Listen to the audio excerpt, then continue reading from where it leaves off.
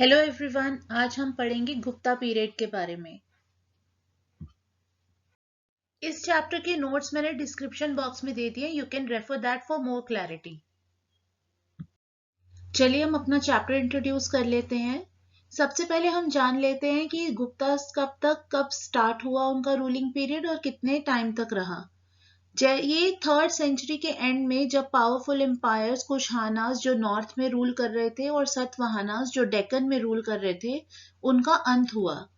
जैसे ही कुशानास और सतवाहनास का एंड हुआ, तब एग्जिस्टेंस में आए गुप्ताज, जिन्होंने नेक्स्ट 2 सेंचुरीज के लिए इंडिया पर रूल किया।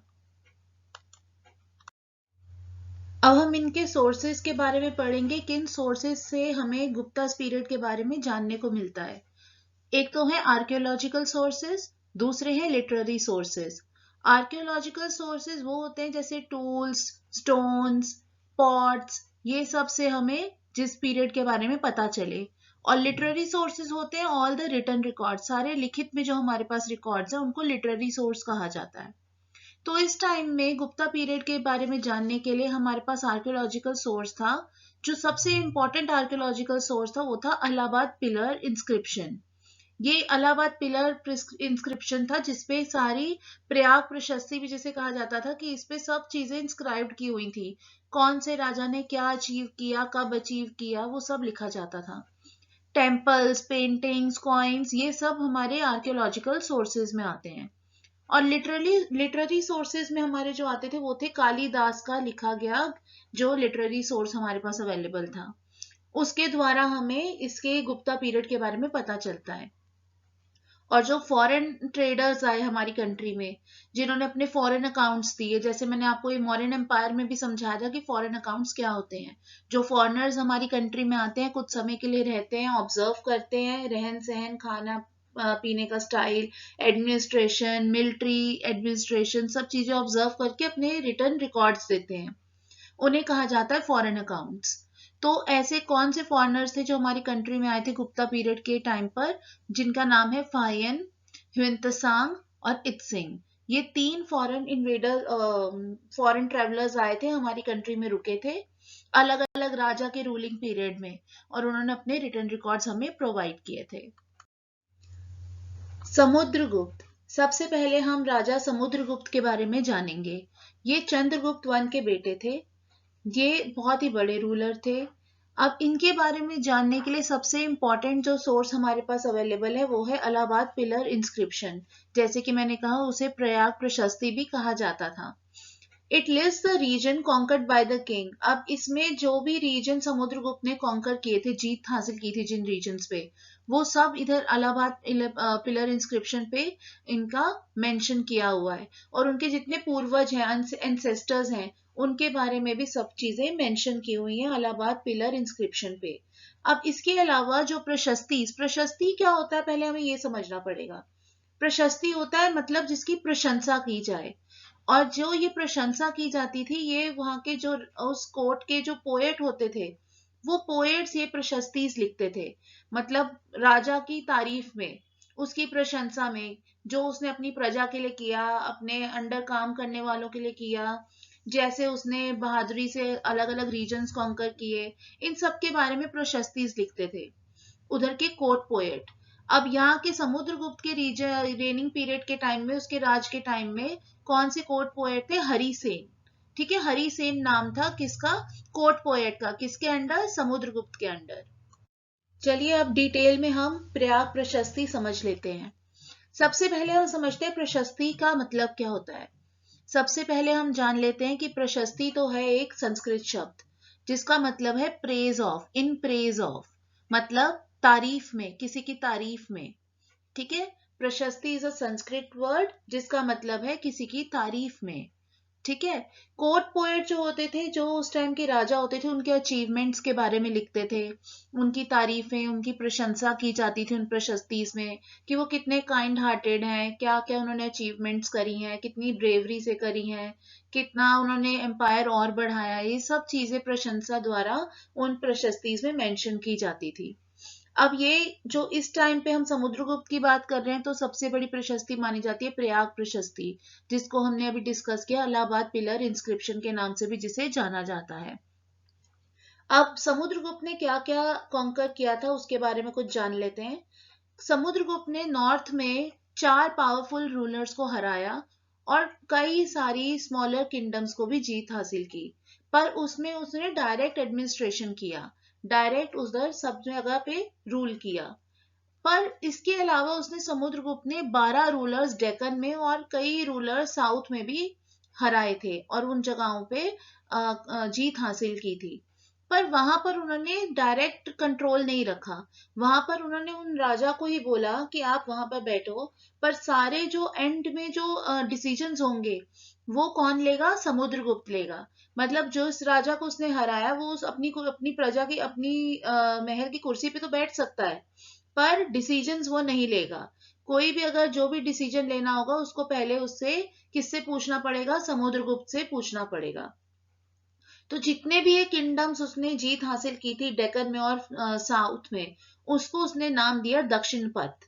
ठीक है, दक्षिण पथ को उसने नाम दिया और उधर उसने डायरेक्ट रूल ना करके उधर के राजा को बोला आप रूल कीजिए, बट सारे डिसीजन किसके माने जाएंगे, जो समुद्रगुप्त है जिसने जीत हासिल की है। ठीक है, और टाइम टू टाइम समुद्रगुप्त को वो राजा एनुअल ट्रिब्यूट देते थे। वो मनी में भी हो सकता है, गोल्ड में हो सकता है, किसी भी चीज में एज अ गिफ्ट वो उसको ट्रिब्यूट देते थे समुद्रगुप्त को। इसके अलावा इन्होंने ईस्ट में भी समुद्रगुप्त ने कई जगहों में जीत हासिल की, जैसे नेपाल, असम और बंगाल में। यहाँ के लोग भी उनको ट्रिब्यूट पे करते थे। अब अगर हम ट्राइबल एरियाज के बारे में बात करें तो ऐसी कई ट्राइब्स थी जिसपे समुद्रगुप्त ने जीत हासिल की थी, जिसमें से एक है विंध्या रीजन। ये लोग भी ट्राइबल पीपल जो यहाँ के थे वो भी उसको टाइम टू टाइम समुद्रगुप्त को ट्रिब्यूट पे करते थे, एज अ गिफ्ट उनको कुछ टाइम टू टाइम देते रहते थे। चंद्रगुप्त टू, सबसे पहले जान लेते हैं कौन थे। ये समुद्रगुप्त के बेटे थे। इनको विक्रमादित्य भी कहा जाता था।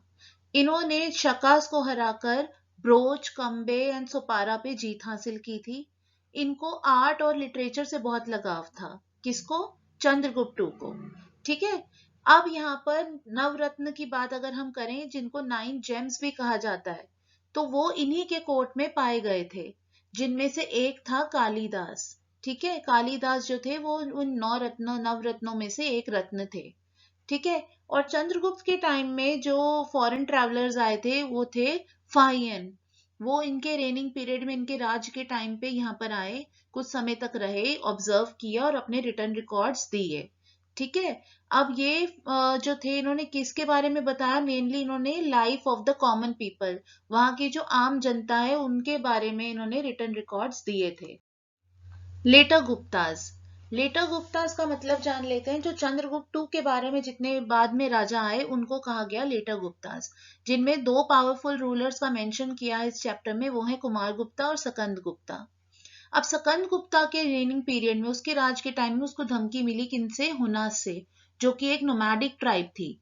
ठीक है, सेंट्रल एशिया से ये ट्राइब थी, और इसने इस सकंद गुप्त के एम्पायर को एंड किया, जिसके बाद लेटर गुप्तास का भी एंड हो गया, इस डायनेस्टी का भी एंड हो गया। Post Gupta, after the end of the Gupta's, मतलब जब लेटर गुप्तास के बाद भी जब उनका एंड हुआ, उस डायनेस्टी का एंड हुआ, गुप्ता डायनेस्टी का, तो कई सारी पावरफुल किंगडम्स एमर्ज हुई, नॉर्थ में भी और साउथ में भी। जिनमें से सबसे पावरफुल जो किंगडम थी नॉर्थ की वो थी हर्षा की। ठीक है, और डेक्कन में जो सबसे पावरफुल किंगडम बनी वो थी चालुक्यास की, और साउथ में बनी पल्लवास की। अब इनके बारे में ही हम डिटेल में पढ़ेंगे। अब हम पढ़ेंगे हर्षवर्धन के बारे में। अब ये जिसको हर्षा भी कहा जाता है और जिनका पूरा नाम है हर्षवर्धन। अब गुप्ता एम्पायर के बाद कई सारी किंगडम्स जीत हासिल करने के लिए एक दूसरे पे अटैक करती रही, जिसने एंड पे सब पे जीत हासिल करी और एक बड़ा इस्टेब्लिश किया एम्पायर, वो थे हर्षवर्धन। अब इनके पीरियड में, हर्षवर्धन के पीरियड के बारे में जानने के लिए हमारे पास जो सोर्सेज हैं, पहला तो है हमारे पास सोर्स हर्षचरिता। हर्षचरिता है जो कि इनकी बायोग्राफी है। अगेन ये संस्कृत में है। ठीक है, बायोग्राफी, हर्षवर्धन की बायोग्राफी जिसका नाम हर्षचरिता है, जो संस्कृत में लिखी गई है। और अगेन ये उनके कोर्ट पोएट के द्वारा लिखी गई है, और यहाँ पर हर्षवर्धन के रूलिंग पीरियड में जो कोर्ट पोएट थे उनका नाम था बन्न भट्ट। आप देखिए येलो कलर से मैंने हाईलाइट किया है ये पॉइंट। अब दूसरा जो है, जो जो हमारे को हर्षवर्धन के बारे में बताता है, वो है ह्युन त्सांग, फॉरेन ट्रैवलर। ये हर्षवर्धन के रूलिंग पीरियड में आए, यहाँ रहे, और उन्होंने ऑब्जर्वेशन अपना रिटर्न रिकॉर्ड्स के फॉर्म में दिया। ठीक है, ये 8 साल तक ये यहाँ पर हर्षवर्धन के रूलिंग पीरियड में यहाँ पर इंडिया में रहे थे। ठीक है, कौन? ह्युन त्सांग। दूसरा हमारे पास जो सोर्स है वो इनके द्वारा दिया गया, ये मैंने ग्रीन कलर से हाईलाइट करके आपको मेंशन करके दिया है। ठीक है, इन्होंने सारी डेवलपमेंट्स के बारे में मेंशन किया। Besides these sources some archaeological sources are also found, जैसे कि इंस्क्रिप्शंस, कॉइन्स, ये सब भी आर्कियोलॉजिकल सोर्सेज द्वारा हर्षवर्धन के रूलिंग पीरियड के बारे में हमें पता चलता है। मिलिट्री कैंपेन्स, सबसे पहले हम जान लेते हैं हर्षा के एम्पायर की जो कैपिटल थी उसका नाम था कन्नौज। ठीक है, अब जो ये कह रहे हैं कि हर्षा ने जो रीजन्स कॉन्कर किए वो थे Punjab, eastern Rajasthan and whole of the Ganga valley up to Assam. अब हर्षवर्धन ने चालुक्यन किंग पर भी अटैक किया। अब उस किंग का नाम क्या था? पुलकेशिन टू। पर पुलकेशिन टू ने जीत हासिल की और हर्षवर्धन उनसे हार गए थे। ठीक है, पर जो बाकी जगहों में हर्षवर्धन ने जीत हासिल की थी वहां पे उन्होंने कई जगहों पे डायरेक्ट कंट्रोल नहीं किया। जैसे कि मैंने आपको समझाया था समुद्रगुप्त के टाइम पर कि कई जगहों पर डायरेक्ट कंट्रोल राजा नहीं कर पाते थे क्योंकि वहां से वो दूर रहा करते थे। ठीक है, इसलिए वो वहीं के रूलर पे जिन पे उन्होंने जीत हासिल की उनको बोलते थे कि आप वहीं रहिए, अपने राज्य में ही रहिए, अपना जैसे आप देख रेख करते थे वैसे कीजिए, पर डिसीजन सारे जिस राजा ने जीत हासिल की वो लेगा। अब यहाँ पर जिन जिन जगहों पे हर्षवर्धन ने जीत हासिल की थी उन्होंने उन राजाओं को बोला आप वहां पर बैठिए, देख रेख कीजिए, पर डिसीजन सारे मैं लूंगा। ठीक है, मैं मतलब कौन? हर्षवर्धन। ठीक है, और उन्होंने ये भी कहा कि टाइम टू टाइम ट्रिब्यूट जो देते हैं वो देते रहेंगे, और जब भी कोई जंग होगी, कोई भी वॉर होगी, तो जो भी मैंने किंगडम्स जीती हैं, ठीक है, मैं उनसे कभी भी उनका पैसा और सोल्जर्स मांग सकता हूँ। ठीक है, और उन राजाओं को वो उसी टाइम प्रोवाइड करना पड़ेगा, चाहे वो खुद कितने भी खतरे में हो। Harsha, pattern of arts and foreign account. अब जो हर्षा थे वो खुद एक बहुत अच्छे राइटर थे। उन्होंने 3 फेमस प्लेस लिखे थे संस्कृत में, जिनका नाम था रत्नावली, प्रियदर्शिका और नागंदा। इनके कोर्ट में कई इंपॉर्टेंट स्कॉलर्स हुए, जैसे बन्न भट्ट, सुबंधु एंड दंदिन। अब पहले तो हम जान लेते हैं किनको भगवान की, किस भगवान की पूजा करते थे। ये करते थे भगवान शिव की पूजा, पर बाद में उन्होंने बुद्धिस्ट कल्चर अपना लिया, बुद्धा जी की पूजा उन्होंने करनी स्टार्ट कर दी। उन्होंने बहुत पैसा दिया नालंदा यूनिवर्सिटी में, जहां पर बुद्धिस्ट लर्नर्स आते थे, और उनको और प्रॉस्पर करने के लिए, उनकी नॉलेज और बढ़ाने के लिए बुद्धिज्म के बारे में उन्होंने उनके नालंदा यूनिवर्सिटी में बहुत पैसा डोनेट किया। तो फिर बाद में यहाँ पर एक जो फॉरेन ट्रैवलर आया वो था ह्युन त्सांग। वो यहाँ पे कई साल तक रहा नालंदा यूनिवर्सिटी में, उन्होंने बुद्धिस्ट टेक्स्ट के बारे में बहुत जानकारी ली। फिर उन्होंने क्या करा, उन्होंने अपने फॉरेन अकाउंट दिए, जो उन्होंने ऑब्जर्व किया उन्होंने वो फॉरेन रिटर्न अकाउंट हमें प्रोवाइड किया। अब उस अकाउंट में उन्होंने क्या क्या मेंशन किया? पहली चीज उन्होंने मेंशन की कि एग्रीकल्चर जो था यहाँ का मेन ऑक्यूपेशन है। यहाँ पर कई ट्रेडर्स और क्राफ्टमैन भी हैं जो अलग अलग कामों में इन्वेस्ट करते हैं अपना टाइम। अब यहाँ के जो पीपल है बहुत ही सिंपल, ऑनेस्ट और हॉस्पिटेबल। हॉस्पिटेबल मतलब आओ भगत करने वाले, जैसे कि आपको पता ही आती थी देवो भव, ये हमारे कंट्री का एक कह सकते कल्चर है। तो इसके बारे में उन्होंने मेंशन किया। अब इन्होंने कहा कि most of the people are vegetarian. कई यहाँ पे मोस्ट ऑफ द पीपल, ज्यादातर लोग यहाँ पे वेजिटेरियन थे, जो कि प्याज और लहसुन भी खाना पसंद नहीं करते थे। पर उनको एक यहाँ पर जो कमी लगी वो थी कास्ट सिस्टम, कि यहाँ पे कास्ट सिस्टम बहुत ही ज्यादा फॉलो किया जाता है, जो कि उन्हें पसंद नहीं आया। They were divided into numerous castes and subcastes. Untouchables were considered as impure. अब उन्होंने कहा कि यहाँ पे कई कास्ट और सब कास्ट में लोग डिवाइड किए गए थे, और अनटचेबल्स जो थे वो उनको इम्प्योर माना जाता था, जिसको ऐसा कुछ कहने की या करने की जरूरत नहीं थी, अकॉर्डिंग टू ह्युन त्सांग। ये उनकी ऑब्जर्वेशन थी। चालुक्यास, पुलकेशिन एंड पल्लवास। अब चालुक्यास के बारे में मैं बताऊं आपको, जो इन सतवाहनास के डिक्लाइन के बाद कई किंगडम्स ने अपना होल्ड करने की कोशिश की, पर डेक्कन में किसको होल्ड मिला? चालुक्यास को। अब चालुक्यास की कैपिटल क्या थी? वातपी। ठीक है। अब इसमें हम एक जो मेन रूलर है उसके बारे में पढ़ेंगे, पुलकेशिन टू। अगर आपको हर्षवर्धन के बारे में जब मैं बता रही थी, तो अगर आपको याद हो तो पुलकेशिन टू ही ऐसे किंग थे जिन्होंने हर्षवर्धन को हराया था। ठीक है। ये एक पावरफुल रूलर थे पुलकेशिन टू। ठीक है। ये चालुक्यन रूलर थे। इनके बारे में जानने के लिए जो प्रशस्ति हमें दी गई वो किस कोर्ट पोएट ने लिखी? रवि कीर्ति। इसका मतलब क्या हुआ? पुलकेशिन टू के कोर्ट में कौन इंपॉर्टेंट पोएट थे? रवि कीर्ति। और उन्होंने क्या दिया? प्रशस्ति दी, जिसमें उनके सारी अचीवमेंट्स के बारे में मेंशन किया उन्होंने। अब उन्होंने कई पल्लवास जो साउथ में रूल कर रहे थे, वहां पर भी कई जगह पे उन्होंने रेड किया, मतलब अटैक किया और जीत भी हासिल की। अब ह्यून त्सांग एक ऐसे फॉरेन ट्रैवलर थे जो इनके रेनिंग पीरियड, इनके राज्य के टाइम पे वो वहां पर रहे थे। अब जो ह्यून त्सांग ने जो रिटर्न अकाउंट दिया चालुक्यास के बारे में, उन्होंने बताया कि इनका एडमिनिस्ट्रेशन बहुत इंप्रेसिव है। बहुत अच्छे से इन्होंने एडमिनिस्ट्रेशन को डेवलप किया, एडमिनिस्ट्रेटिव सिस्टम को। पर ये चालुक्यास का होल्ड खत्म हो गया, बहुत वीक हो गया। किसकी डेथ के बाद? पुलकेशिन टू की डेथ के बाद। अब उसको किसने रिप्लेस किया? राष्ट्रकूट्स ने। ठीक है। राष्ट्रकूट्स ने जो चालुक्यास था, पुलकेशिन टू का जितना एम्पायर खड़ा किया हुआ था, वो उन्होंने रिप्लेस कर दिया। पल्लवास। अब इसमें दो जो इंपॉर्टेंट रूलर्स के बारे में मेंशन किया है वो है महेंद्र वर्मन वन और नरसिम्हा वर्मन वन। ये दो इंपॉर्टेंट रूलर्स थे इस टाइम पीरियड के, पल्लवास के। अब नरसिम्हा वर्मन वन के बारे में बताया गया कि उन्होंने पुलकेशिन टू को हराकर वत्पी पे कंट्रोल हासिल किया था। अब इस जीत के बाद उनको नरसिम्हा वर्मन वन को वत्पी कोंडा और कॉन्करर ऑफ वत्पी भी कहा जाने लगा।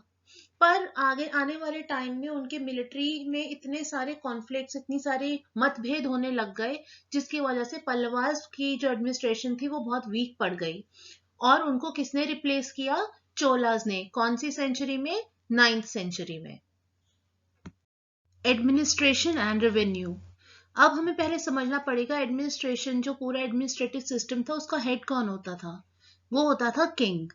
ठीक है। और उनके साथ उनके हेल्पिंग हैंड्स होते थे जिनको कहा जाता था काउंसिल ऑफ मिनिस्टर्स, जो उनको असिस्ट करते थे, उनकी हेल्प करते थे।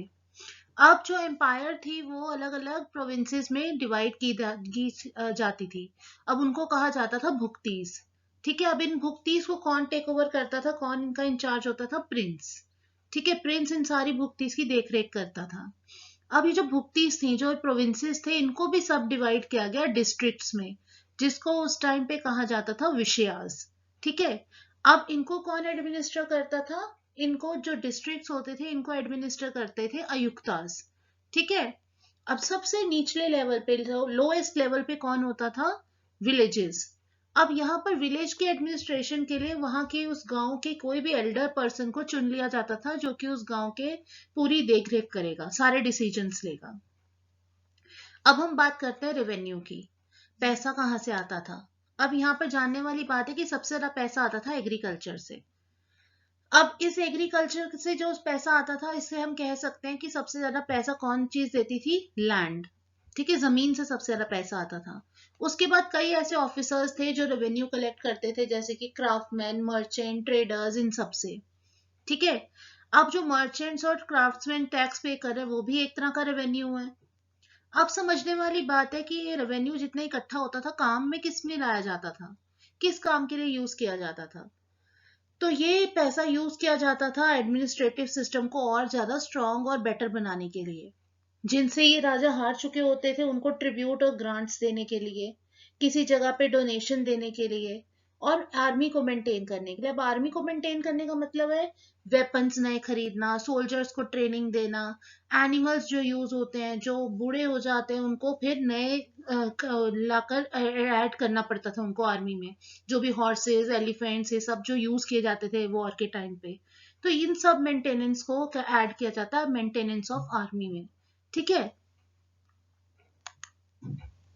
New features. अब हम ऐसी बात करेंगे कि क्या क्या नई चीजें डेवलप हुई थी इस टाइम पीरियड में। एक तो जो एडमिनिस्ट्रेशन सिस्टम था वो डिसेंट्रलाइज्ड हो गया था, मतलब एक के हाथ में होल्ड नहीं था। अब वो होल्ड कई लोगों में बंट गया था।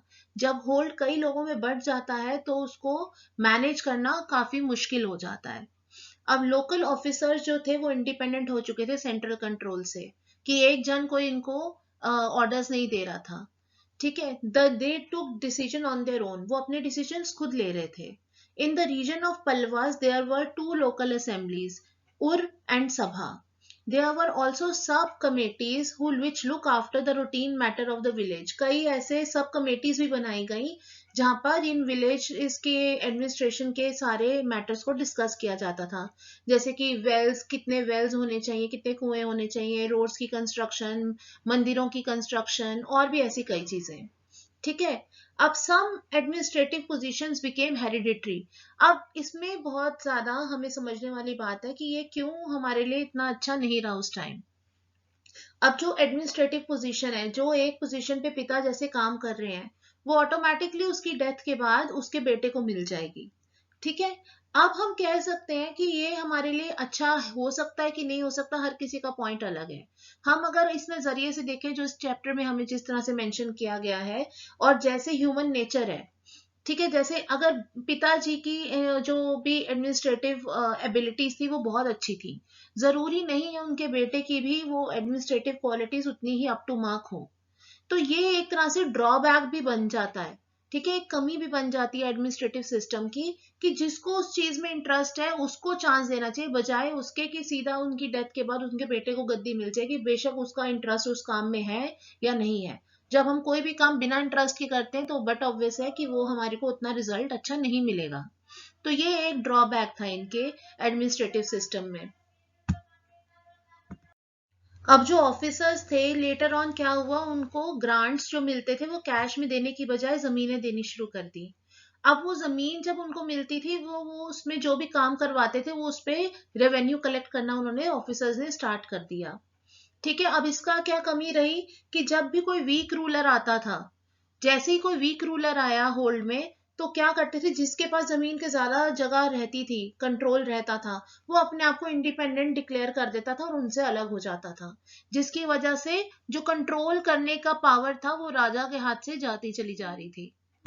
अगर आपको वीडियो अच्छी लगी तो प्लीज वीडियो को जरूर लाइक कीजिए और चैनल को सब्सक्राइब कीजिए। Thank you.